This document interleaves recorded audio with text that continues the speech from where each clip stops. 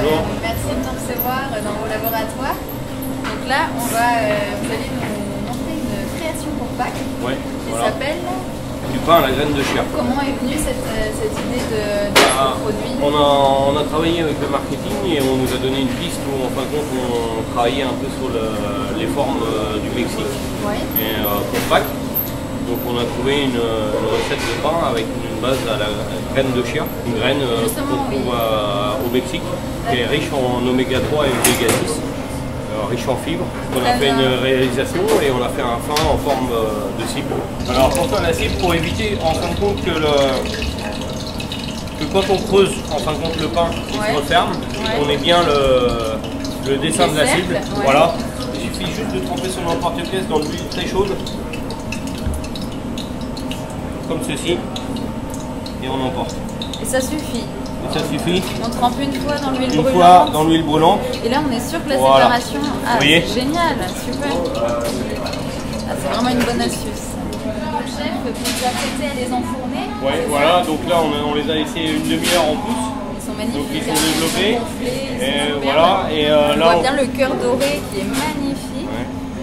Et donc là on va les enfourner, donc avec un peu de buée. Et on va les mettre à 210 pendant 15 minutes, 15 à 17 minutes. Ça suffit. Voilà, et ils vont encore gonfler ou pas? Ils vont encore se développer au four. Et voilà, et comme ça on aura bien la forme de la cible. La cible avec le cœur doré, magnifique. Voilà. Merci chef.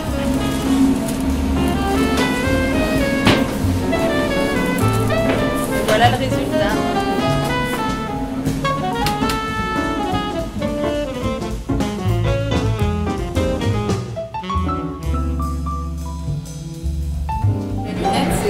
C'est venu d'où cette idée de... On s'est dit pour Pâques, avec ces Pâques, on s'est dit on va faire ça en forme d'œuf. D'accord. Ce qui est plutôt logique. Oui, voilà.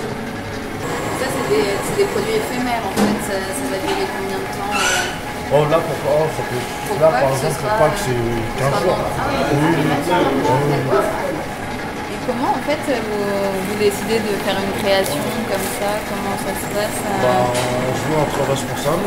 Après, on réfléchit aux idées. On fait des tests, on fait des essais. Une fois que les essais sont aboutis, on montre ça via un comité de direction. Et puis ils approuvent ou pas si ça leur plaît ou pas. Donc, c'est une fois que c'est étalé, on passe au frigo, on va dire une demi-heure avant de la détailler.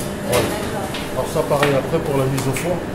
Une fois que c'est bien froid, on la passe à 180 degrés à peu près 11 minutes. Voilà. C'est du vrai Nutella? Oui. Bah oui, sinon on dirait pas Nutella. Oui. On dirait pas ta à la noisette. On triche pas. Mais nous on triche pas la grande. Mais c'est vrai. On en a plus pour le gourmand. Rappelons que nous sommes en vue de la préparation de Pâques. Oui, voilà, c'est un des composants de la base. En fait, les couleurs ont été choisies pour le thème du Mexique. Donc à base du Mexique, on a choisi le jaune, le rouge et le vert. Alors les différentes couches... On arrive à la surprise. En fait, donc la base, on a mis quand même quelque chose de solide. Parce que toutes nos bases à base d'œufs sont un peu moelleuses. Donc pour la tenue, on a fait un petit sablé de parmesan. Donc parmesan, un sablé de parmesan, c'est temps pour temps de parmesan, de beurre et de farine. Tout simplement, passer au four, voilà. Cuisson très rapide, rien d'extraordinaire. On utilise des poivrons piquilo. On a décidé de partir là-dessus. Puis piquilo pour un peu de Mexique. Oui, voilà, tout à fait dans la thématique. Nous avons une base à base d'œufs mimosa, tout simplement. Donc des œufs, pareil, œufs durs, que l'on passe au robot, tout simplement haché. Nous avons la purée de pois, comme on vient de la voir. La deuxième étape, la troisième étape, mais pas la moindre, préparer l'œuf. Donc on prend des œufs durs, tout simplement. On va faire inciser juste un tout petit peu en bas pour faire une petite base. C'est comme on va le poser droit autant qu'il tienne. Après, on va le vider. Là, ça doit être assez périlleux. Alors voilà, le mieux c'est de prendre une pomme parisienne. Regardez bien, je pense que ça pourrait intéresser. Donc voilà, l'intérêt c'est d'aller à la base et de commencer comme ça en enlevant tout simplement le blanc. La première couche. Et après, voilà, on garde le jaune parce que c'est ça qui va nous servir en fait à faire l'œuf mimosa à la betterave. Donc on a rempli. Maintenant, on va les préparer un petit peu de caille dure. On le laisse entier, tout simplement, et on le rentre à l'intérieur.